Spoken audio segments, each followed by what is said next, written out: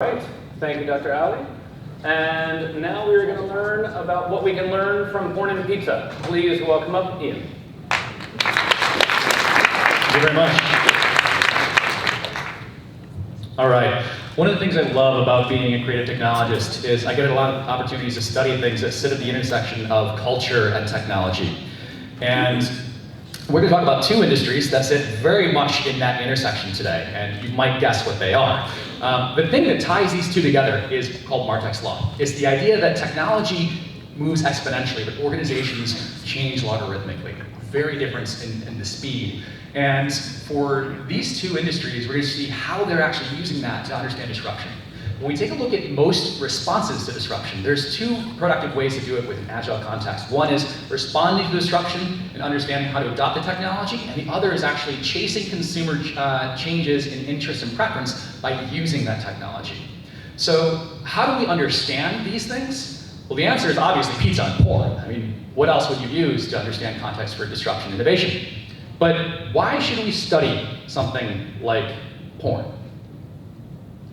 Well, the reason for something like this is less about what the activity is, but the nature of porn itself. The idea that an industry that's been under assault for disruption since pretty much time immemorial, its natural state is disruption. It's not something that's new, it's not something that's just hitting the industry.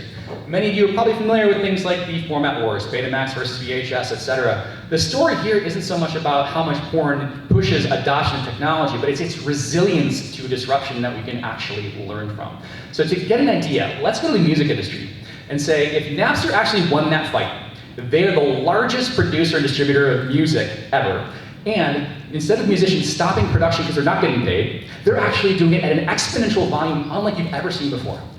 This is porn. That's actually what's happening. So when you take a look at an industry that now has the most valuable asset that it produces become completely valueless, how do you still have an industry?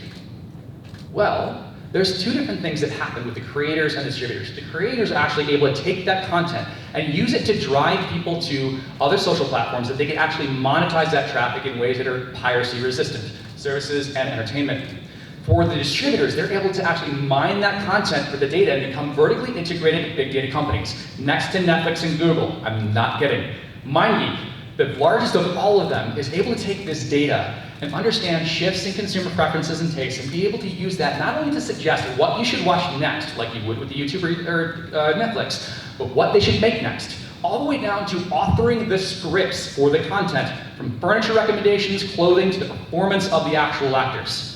That is what they're able to do with that data. Think about that for a second. So what does this actually, how does it apply to your business? Well, the number one thing to think about is when your business model actually comes to an end, that doesn't have to be the end of your business. The industry has survived and thrived and will continue to do so, but that's something we can pull from ours. So let's switch and talk about something delicious. Pizza. So, how can we learn from something that's all about pretty much shameless innovation in the most frivolous activities you can imagine?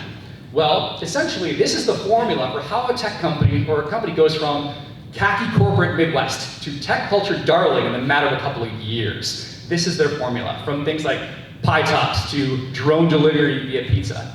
What Domino's realized is they're not in the pizza game.